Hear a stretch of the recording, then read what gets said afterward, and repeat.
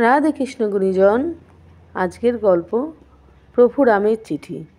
মূল্যবোধ, ভালোবাসা, সহমূল্যবোধ, সহানুভূতি, সবের মধ্যে ভগবানকে দেখতে পাওয়া। সাবানি তার ডাকবাক্সে গেল এবং দেখল সে একটা চিঠি আছে। সে চিঠিটি তুলে নিয়ে খোলার আগে একবার দেখে নিল। তারপর খামটাকেও একবার দেখে নিল। সেখানে কোনো নীল মোহর নেই, ডাকঘরের কোনো চিহ্নও নেই, আছে শুধু তার নাম এবং ঠিকানা। সে চিঠিটা পড়ল। প্রিয় সাভানি, শনিবার দুপুরবেলা আমি তোমার পাড়াতে যাব এবং সেখানে থাকব একবার দেখা করার জন্য।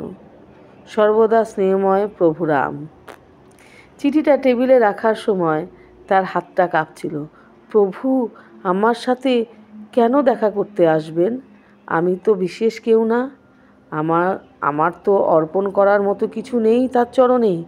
এই চিন্তা নিয়ে সাভানি তার রান্নাঘরের খালি আলমারির কথা মনে পড়ে গেল। হায়, এ কী অবস্থা! আমার সত্যিই অর্পণ করার মতো কিছু নেই। আমাকে ছুটে দোকানে যেতে হবে, ডিনারের জন্য কিছু কিনে আনতে হবে। সে মানিব্যাগটা খুলে টাকাগুলো গুনে নিল। $5 এবং 40 সেন্টস পয়সা আছে। আচ্ছা, আমি সামান্য পাউরুটি এবং কিছু সবজি কিনতে পারি অন্ততপক্ষে। সে কোটটা পরে নিয়ে দরজা দিয়ে বেরিয়ে গেল। 1 খণ্ড পাউরুটি, কিছু সবজি, 1 বাক্স দুধ কেনা হলো, যার মূল্য হিসেবে সাভানিকে 12 সেন্টস দিতে হলো। এগুলো আগামী সোমবার পর্যন্ত চলবে। তাই সে যখন বাড়ির দিকে যাচ্ছিল তার মনটা ভালো লাগছিল। হাতে ছিল অর্পণের জন্য সেই সামান্য জিনিসগুলো। শুনছেন ম্যাডাম, আমাদের কি সাহায্য করতে পারবেন ম্যাডাম? সাভানি তার ডিনারের প্ল্যান নিয়ে মগ্ন ছিল। সরু গলির ধারে যে প্রাণী মূর্তি দাঁড়িয়েছিল সেই লক্ষ্যই করেনি একজন লোক এবং একজন মহিলা, দুজনেই খুব জীর্ণ পোশাক পরেছিল।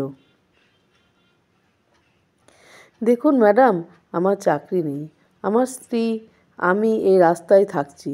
আসলে এখন ঠান্ডা বাড়ছে এবং আমাদের খিদে পেয়ে যাচ্ছে। তাই আসলে যদি আপনি আমাদেরকে সাহায্য করেন, আমরা সত্যি এটার প্রশংসা করব।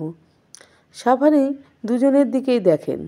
তাদেরকে দেখে অপরিষ্কার লাগছিল, দুর্গন্ধ পাওয়া যাচ্ছিল। বিনা কোনো সংকোচে বলা যায় যে সাভানি নিশ্চিত যে তারা যদি চায় তারা কিছু কাজ জোগাড় করতে পারে। ভাইজি, আমি তোমাদেরকে সাহায্য করতে ইচ্ছুক, কিন্তু আমি নিজেই একজন গরিব মহিলা। যা আমার আছে তা হলো এই কিছু সবজি, সামান্য পাউরুটি, দুধ। আজ ডিনারে আমার বাড়িতে একজন গুরুত্বপূর্ণ অতিথি আসবে। আমি তাকে এই খাবারগুলো দেব বলে ঠিক করেছি। হ্যাঁ, ভালো, ঠিক আছে ম্যাডাম, আমি বুঝতে পেরেছি। যাই হোক, ধন্যবাদ। লোকটা মহিলার কাঁধে হাত দিয়ে আবার গলির দিকে এগিয়ে গেল। তাদের যেতে দেখে সাভানি তার হৃদয়ে একটা চেনা বেদনা অনুভব করল। ভাইজি, দাঁড়াও দাঁড়াও। দম্পতি দাঁড়ালো, তারপর পিছনে ফিরল। যখন গলির মধ্যে দিয়ে সাভানি দৌড়িয়ে তাদের কাছে গেল। এমন কাজ করা যায় না। কি যে তোমরা এই খাবারগুলো নিয়ে যাও। আমার অতিথিকে অন্য কিছু পরিবেশন করার ব্যবস্থা আমি করে নেব। তার বাজারে ব্যাগটা সে লোকটির হাতে ধরিয়ে দিল। ধন্যবাদ ম্যাডাম, অশেষ ধন্যবাদ। হ্যাঁ, ধন্যবাদ। লোকটার স্ত্রী এটা বলল এবং সাভানি এখন দেখতে পেল যে সে কাঁপছে। তুমি জানো, বাড়িতে আমার আরেকটা কোট আছে। এই যে, এমনটা করো যে তুমি এটা নিয়ে যাও। সে সাভানি কী করলো, নিজের গায়ের কোটটা খুলে দিয়ে দিল। ভদ্রমহিলা কাঁধে সেটা রেখে দিল। তারপর হেসে পিছন ফিরে রাস্তায় হাঁটা দিল। তার কোট তার কাছে আর নেই এবং অতিথিদের কি খেতে দেবে তাও সে জানে না। ধন্যবাদ ম্যাডাম, অশেষ ধন্যবাদ। সামনের দরজা পৌঁছানো পর্যন্ত সাভানি ঠান্ডায় জমে যাচ্ছিল।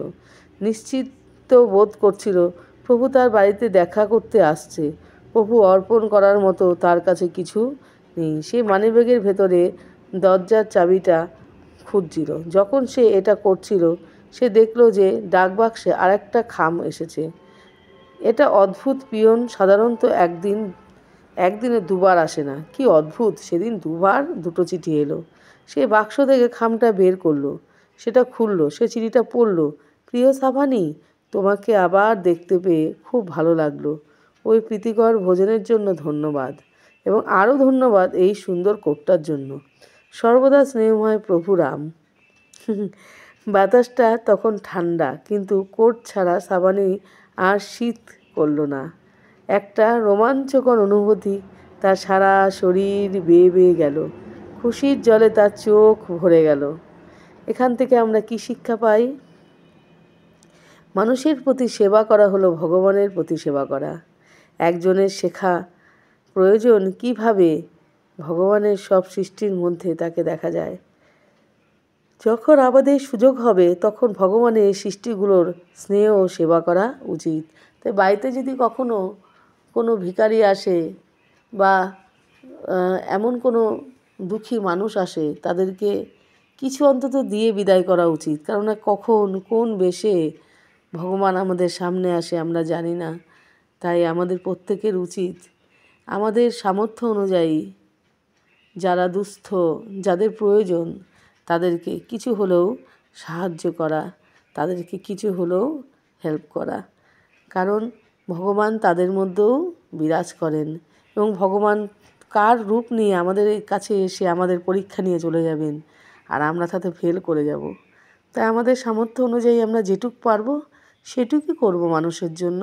তাদের সঙ্গে অন্ততপক্ষে দুর্ব্যবহার করব না, তাদেরকে কটু কথা বলবো না, না পারলে হাত জোর করে তাদের কাছে ক্ষমা চেয়ে নেব। কিন্তু যদি সম্ভব হয়, যদি আমাদের সামর্থ্যে থাকে, তাহলে একটু হলেও তাদেরকে সাহায্য করে দেওয়াই ভালো। তাতে আমার ভগবান, আমার শ্রীকৃষ্ণ, আমার গোবিন্দ, আমার রাধা মাধব অনেক খুশি হন। কারণ তাদের মধ্যেই আমার ভগবান বিরাজ করেন। ভগবান তো কখনো ভেদাভেদ করে না, ভগবান প্রত্যেক প্রাণী মধ্যে বিরাজ করেন। তো আমরা এই গল্প থেকে এই শিক্ষা পাই, সর্বদা জীবে প্রেম করে যেই জন সেই জন শিবেছে ঈশ্বর, শ্রীরামকৃষ্ণ বলে গেছেন। এবং সেটাই আমাদের করণীয়, এবং সেটাই আমাদের করা উচিত প্রত্যেক মানুষের। Thank you watching my video. And যদি ভালো লাগে তাহলে আমার চ্যানেলটাকে সাবস্ক্রাইব করবেন, আমাকে একটা লাইক করবেন, কমেন্ট করবেন। আর ভালো থাকবেন সবাই, ভগবানের চরণে থাকুন, ভগবানের নাম গান করুন, আর ভগবানের নাম করতে করতে জীবনের পথে এগিয়ে চলুন, আমাকে এগিয়ে দিন। Okay, thank you. Radhe Krishna. Good night.